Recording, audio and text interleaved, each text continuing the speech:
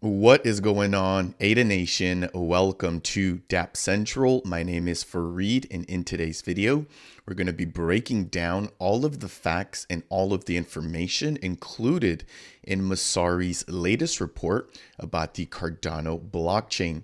Now, for those of you who are not aware, once every quarter or 4 times per year, we get a report labeled the State of Cardano, developed and backed by Messari. Now, Messari is going to be digging into all of the on-chain metrics as well as information surrounding the Cardano community in order to put this particular report together. As a part of today's video, I want to review the state of Cardano for the third quarter of 2023. Now, I'll leave the full link to this particular article down below as a part of today's video description if you want to check it out and read it on your own.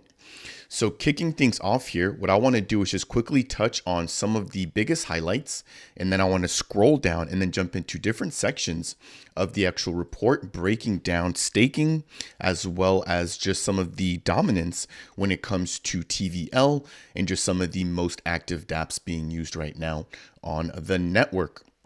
So kicking things off here in terms of key insights, they highlight that Cardano stablecoin value was up 16% quarter over quarter and 461% year to date. Native stablecoins like IUSD started this particular trend or momentum, but in Q3, we saw bridge versions of USDT and USDC formally introduced by OneChain. So breaking down and picking apart that first sentence, Cardano stablecoin value was up 16% quarter over quarter and 461% year to date.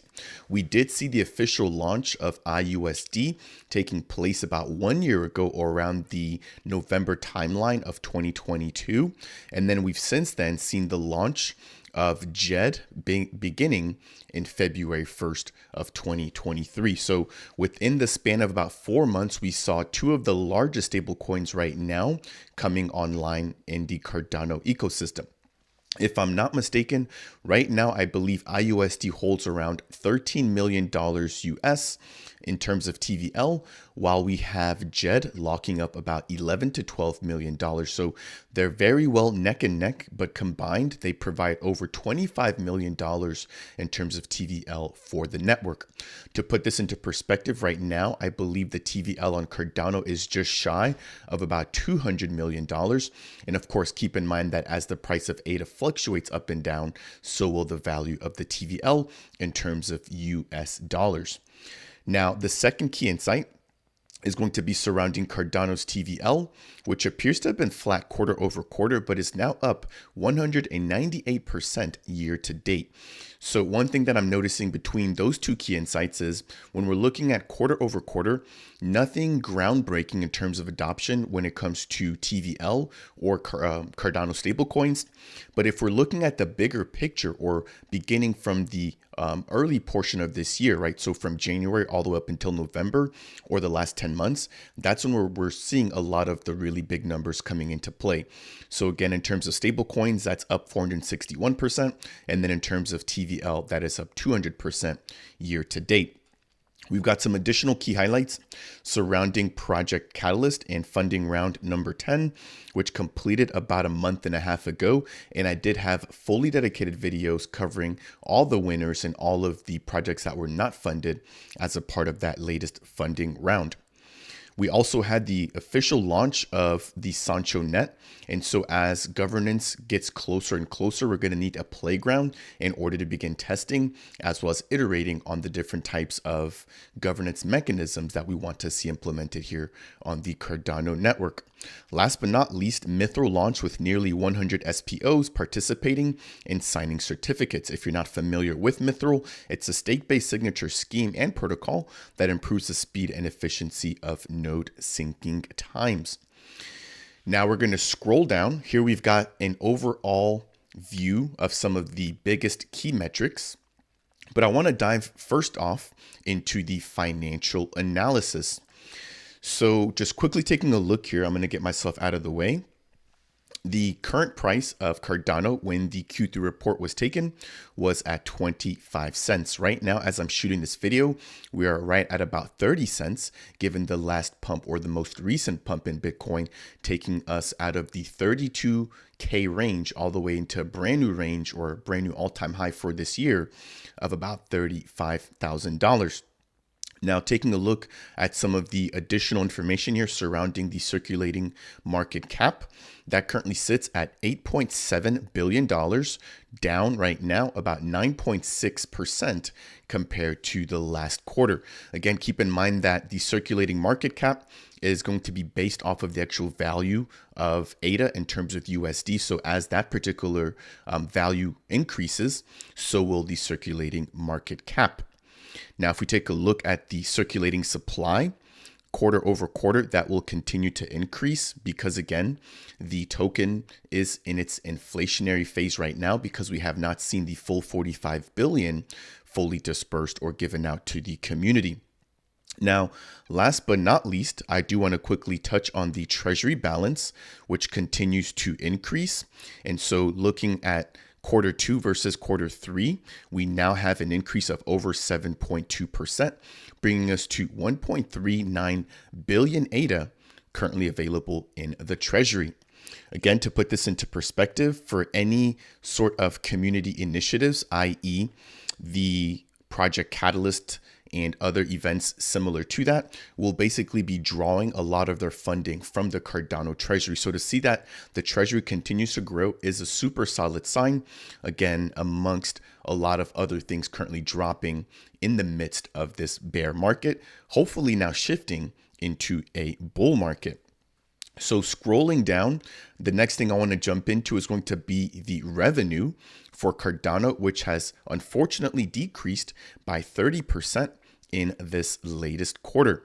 Now, for those of you who are not aware, the way that the Cardano network actually gets revenue is by transactions taking place on the network. So don't be worried about this 29% decline as we get more users utilizing the network and more people jumping back into crypto and Cardano specifically and transacting on the network. We would expect that that revenue begins to increase again. So it states revenue declined 29.9% quarter over quarter. And again, revenue is going to be driven by transaction fees, which are mostly affected by users' urgency to transact. And as a part of Q3, we did see that some of the network activity or active addresses did drop off as well. So because we're seeing less people interacting with the network, we would therefore expect to see less revenue being generated by those active users that are still utilizing the network. Scrolling down to the next piece, I want to jump into the network analysis. So we're going to spend a little bit of time here. And again, I'm going to quickly get myself out of the way just to make sure that you guys are able to see all of the latest numbers. So first things first, in terms of active addresses, that has fallen by 28.9%. So we've fallen from about 57,000 active users daily down to about 41,000. Now, keep in mind that we are again in the bear market. There's a lot of people that have left crypto, but the fact that we're still getting 40,000 daily active users in my eyes is going to be a plus. Now, if we take a look at the next line item there for the average daily transactions, that has actually remained relatively stable compared to other prior quarters. So here we have a decrease nonetheless of 12.2%. But if we take a look at that compared to the prior quarter and then also compared to the decrease in daily active users, it's actually not that bad. I personally would expect to see less daily transactions given a decrease of 30% in terms of daily active addresses. So when we take a look at the next line here, this is actually going to be a pretty positive news piece here. We have the transaction to address ratio. So we can see that this ratio has actually increased by 23%. So even though we are getting less daily active addresses, because of the amount of transactions still taking place, when we take a look at that particular ratio, that has actually gone up. So what this tells me is that even though we have less people in the ecosystem, the people that are still here are actually doing a lot of the heavy lifting when it comes to putting in transactions to be executed on the Cardano network. So pretty positive piece there when it comes to looking at the daily transactions. Now, in terms of average transaction fees, that has gone a little bit lower. So the average transaction fee on the network dropped from 13 cents down to about 10 cents. In terms of active stake, in terms of ADA, we are seeing a slight increase, so less than 1% being staked compared to Q2 of 2023, but an increase nonetheless. If we take a look at that valuation in USD, if I get myself out of the way there, that has dropped down. But again, that's directly correlated or directly related to the actual value of ADA.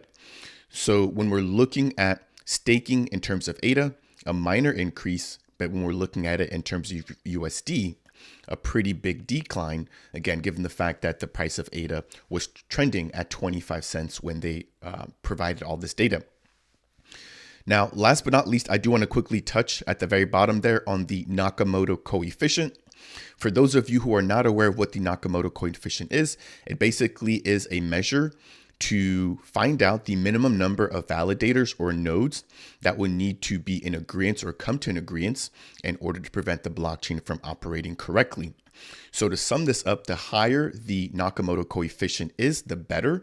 But unfortunately, we did see the coefficient drop from 38 to 34 over the course of this last quarter. So that is a little bit of bad news. But when we do compare that to other networks, which I'll do that in just a minute here, you will notice that we are doing quite well. So if I jump over here into nakaflow.io, we can compare our 34 value in this past quarter to other leading networks, which include Cosmos, Avalanche, Agoric, Binance, Ethereum, Graph Protocol, Hedera, Juno, Terra, and Polygon, just to name a few. Now, if we look here on the right-hand column, again, comparing our latest value to all of these competing networks' current value, we can see that there's only a handful that are actually above the 34 value. So let's see here, we've got one, Mina, and then we actually have Thorchain, which is the closest one, but it's still less than 34. So out of all of these other networks listed here, I believe we only have one technically. And again, I've actually not heard of Mina before. It's not, I would say, in the realm of, for example, Avalanche, Polygon, Solana, etc. But nonetheless, they are going to have a higher Nakamoto coefficient than Cardano right now. So even though Cardano's Nakamoto coefficient did fall slightly, it is still higher than the majority of competing networks. So that's going to do it there for that particular piece when it comes to the network overview. Next, I want to jump down into the staking overview.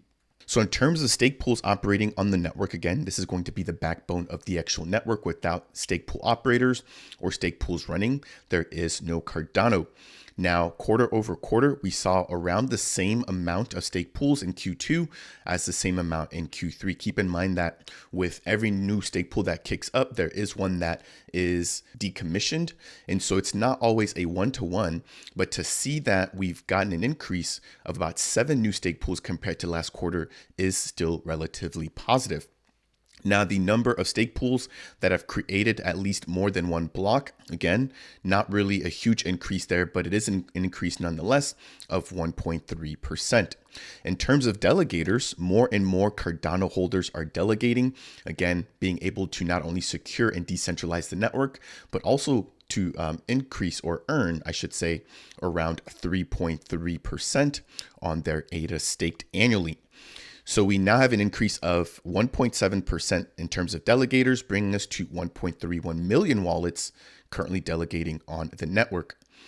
In terms of active stake, again, that has stayed relatively flat. And then we do have the MAV, which is going to be very similar, or minimum attack vector, which is going to be very similar to the Nakamoto coefficient. Again, the MAV, if I get myself out of the way there, is going to be the minimum attack vector, which is basically the minimum subset of participants that one would need to take, that one would need in order to take control or in order to manipulate the network. So very similar value, or very similar measure, I should say, to the Nakamoto coefficient. And that has actually increased slightly. So That has gone up from 48 to 50, which is an increase of 4.2%. Now, we have the pools with 50% of stake there at the very bottom. So this is basically checking how decentralized and how many stake pools would need to be counted in order to get over half of the ADA staked right now on the entire network. So in Q2 of 2023, that value was at 188. And you now need to have over 197 pools in order to take over more than 50% of the ADA staked on the network. So again, a huge attribute here when it comes to decentralization, with a minor increase in the minimum attack vector, as well as an increase with the pools needed in order to capture 50% or more of the stake on the network. That will wrap it up there for the updates surrounding staking. Scrolling down here, it does state something very minor about the MAV and Nakamoto coefficient. So it reads, while the MAV, again at 50, and the Nakamoto coefficient currently at 34 are low numbers relative to the total number of pools and delegators on the Cardano network, they're considerably higher than many other networks, which I just corroborated by taking a look at that website, nakaflow.io. If we scroll down, we do have a brief update here surrounding staking participation. As you guys can see there, during the last quarter of 2022, all the way till about the second quarter of 2023, we had almost 72, and at some points almost jumping over into 74% of all of the ADA available on the network being staked, which is quite a huge amount. Again, we did see a pretty huge run when it comes to a mini DeFi bull run in Cardano from the May all the way until June/August timeline, where we saw a lot of meme coins. We also even saw the MuesliSwap protocol as well as LandFi really get a lot of adoption. Now, my idea or my thinking is that a lot of people basically were holding ADA for a while, and once we started to see some of those projects begin to move, they actually jumped out of ADA and jumped into Cardano native tokens, which would attribute to some people stopping their staking process or basically removing their stake from stake pools in order to have that ADA be leveraged to jump into Cardano native assets. Now, that's personally my theory. If you don't agree with that, or you maybe have some other insights or thoughts, then of course, feel free to go ahead and leave those down below as a part of today's video description. I do want to take a quick break here and just remind you guys that if you guys are enjoying today's video breaking down this latest Messari State of Cardano report, I would appreciate you if you could tap that like button. If you guys appreciate content like this and you want more of it, consider subscribing to Dapp Central. And if you have any questions for me surrounding this particular report or anything else just related to Cardano, then feel free to go ahead and make sure to leave a comment down below. Now, jumping over into the Cardano ecosystem overview, the first line item breaks down the average daily Dapp transactions. And if we take a look there on the very left-hand column as a part of Q3, we had about 33,000 transactions taking place daily.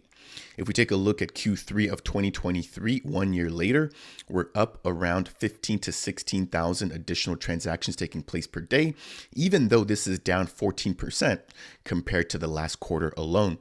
So I would say in the grand scheme of things, we are still doing quite well with daily Dapp transactions, even though we're down comparing strictly to Q2 of 2023, where again, we saw a lot of activity and a lot of transactions during that mini DeFi bull run. Now, taking a look at the next line item there, which is going to be for the average daily NFT trading volume, that has actually increased by over 20% or just about 20% in the last quarter.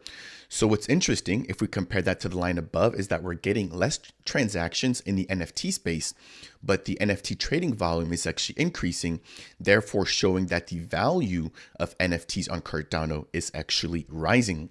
Now, this particular rise in NFTs is attributed to top projects, for example, like Book.io, the Paima Gaming Studio or the Paima Gaming Engine, as well as Empower. Now, if I jump back in here and I just get myself out of the way, I do want to touch on one last thing. And this is going to be one of the key pieces here, which is going to be stablecoin value. So in Q3 of 2022, we didn't even have any stable coins on Cardano.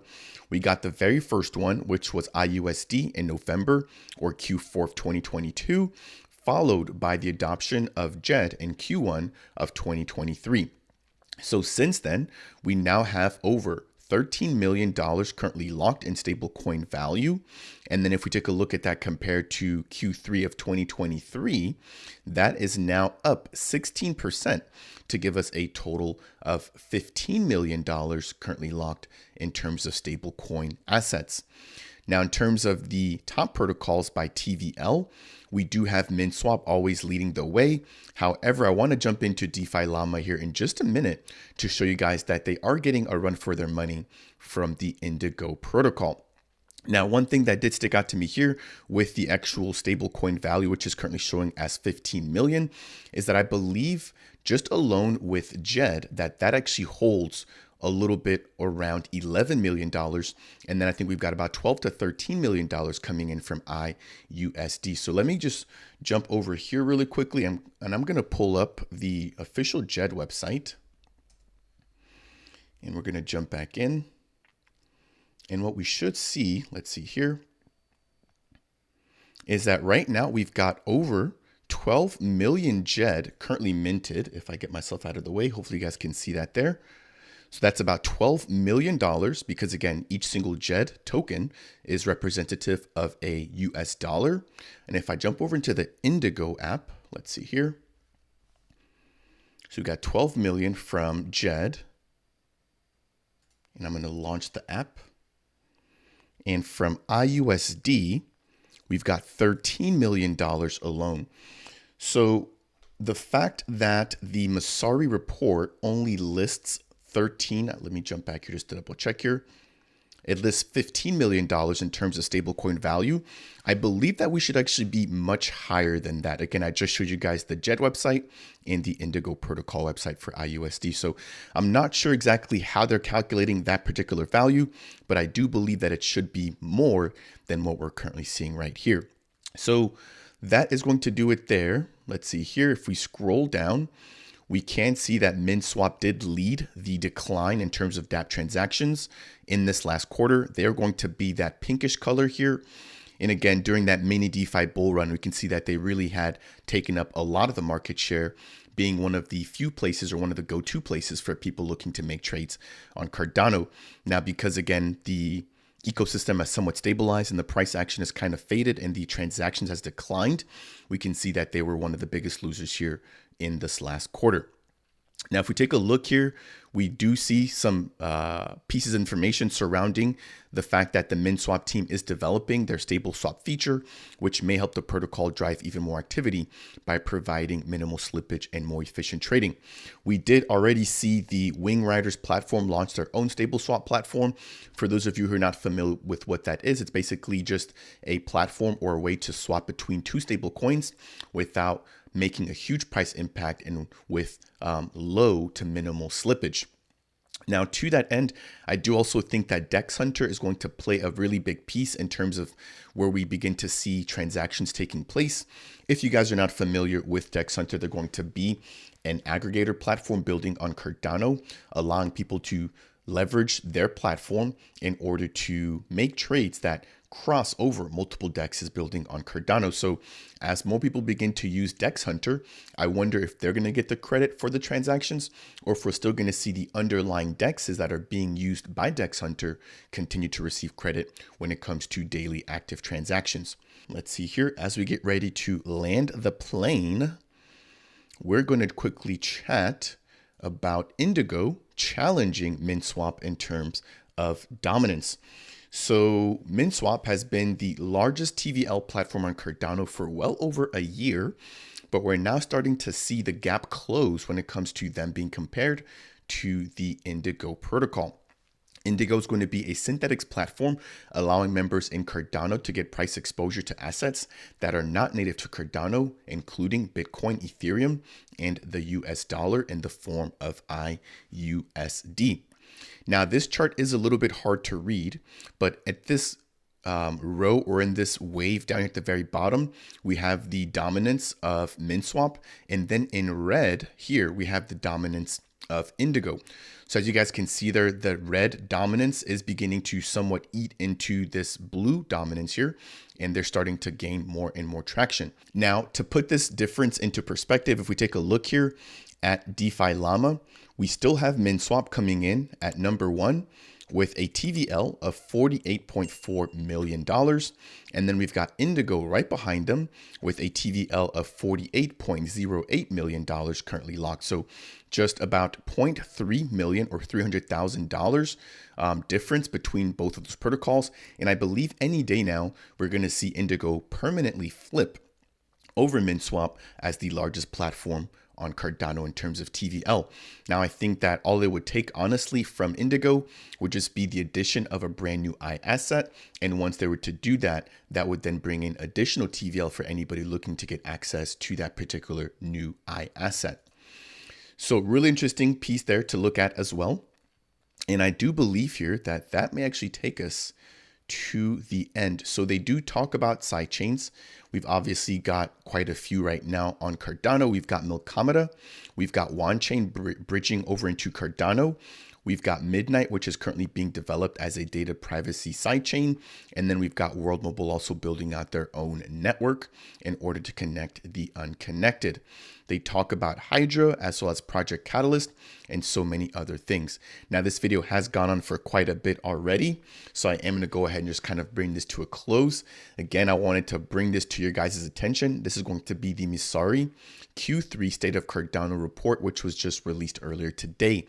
I'll leave the official link to it down below. But if you guys found anything that I talked about as a part of today's video to be helpful, I would really appreciate you if you could tap that like button. If it's your first time stopping by the channel and you want more content like this breaking down Cardano, consider subscribing. And if you have any questions for me surrounding the Messari report or just the Cardano ecosystem, then make sure to go ahead and leave a comment down below. That said, and as always, I will see you guys in the next video.